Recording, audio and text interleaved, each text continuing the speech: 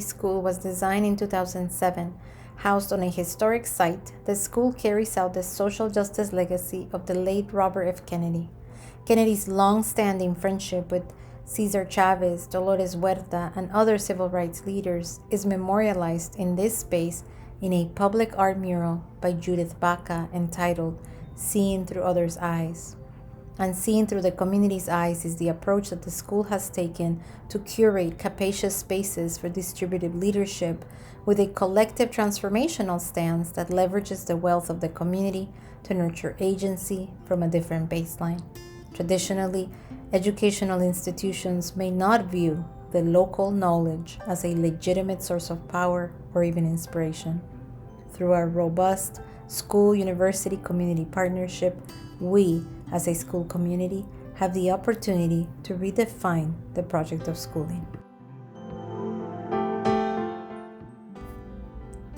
The Student Advisory Board Club was a direct result of a YPAR study conducted at the school with immigrant origin youth.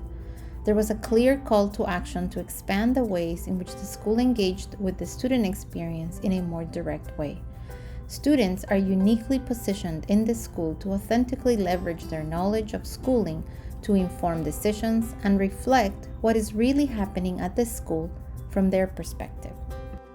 I've learned that through my participation in the Student Advisory Board that I am capable as a student to speak out for myself and my peers. I've learned that I shouldn't be afraid to speak out and that I am creating a change in my school community for the better.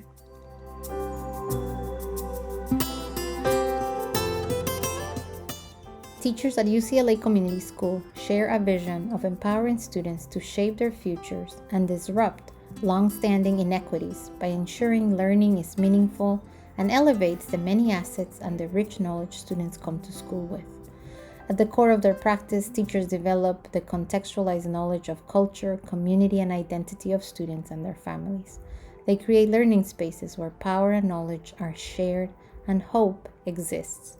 As one student said, teachers are very interested in learning from us. Our teachers, they're very open about saying, I don't know everything.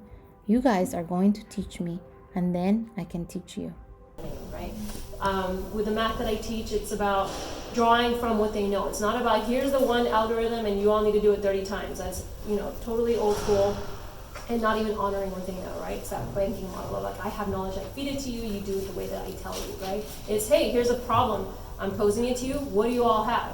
Right? Oh, okay, that's a great idea. So I'm going around as a facilitator, picking out these great ideas. You come up and you share it. It's just the kids are so alive and have such amazing ideas that we just need to create spaces for them to, to share those ideas and encourage and continue to encourage that. I think about what keeps me here at UCLA Community School. The partnership with UCLA is big time for me.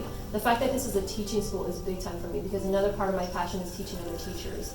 I love being able to share the things that I have gained over the years and sharing like this. These are the things that works, or these are the I love talking about pedagogy. I mean, all of that is just so I eat that stuff up.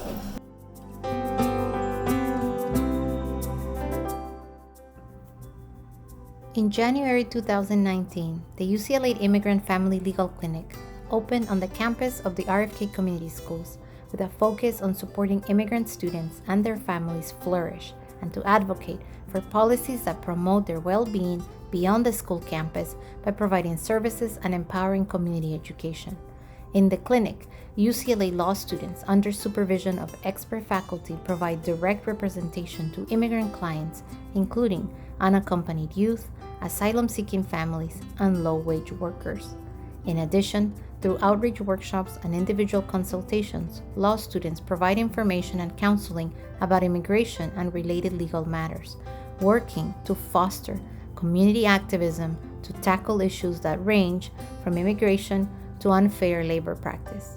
Since the opening through fall 2020, the clinic has provided over 100 individuals with one-on-one confidential legal consultations and represented over 20 individuals in immigration cases. I think the mission of our clinic is to create a space on the school campus where community members, students, parents, teachers can feel safe talking about legal questions, getting legal help, and feeling a sense of both safety and power when they're dealing with legal issues.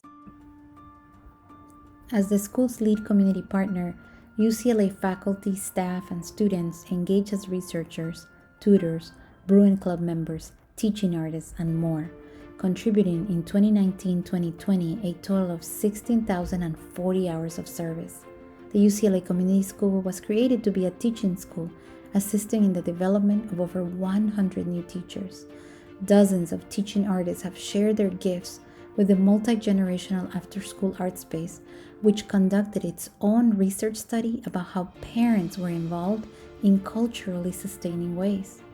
Jocelyn Franco, an alumna from UCLA Community School and pre-med student at UCLA, was a research assistant in this project. Jocelyn represents the transformational power of the partnership. She graduated from the community school with a passion for learning and a passion for contributing positively to her community. This is her story. My dad was the first one from my parents to migrate from Guatemala in the early 90s. And then in 94, my mom arrived. She's actually a nurse in Guatemala, so she left everything behind. And then they started from scratch. Every day that I come to UCLA is just unbelievable. Like, I know for a lot of people, it's like, it's just another school. But as a first generation Latina, knowing that your mom struggled so much, gave up her career, and then you're following her footsteps, it's like, it's just emotional. I want to be a scientist physician, trying to find a way to help women, especially women of color, just be healthy and be conscientious about their body. And I'm proud to say I'm first generation coming to college, being low income, but like I made it, the American dream. And it's always this phrase that gets thrown around. And it's like, I am the American dream.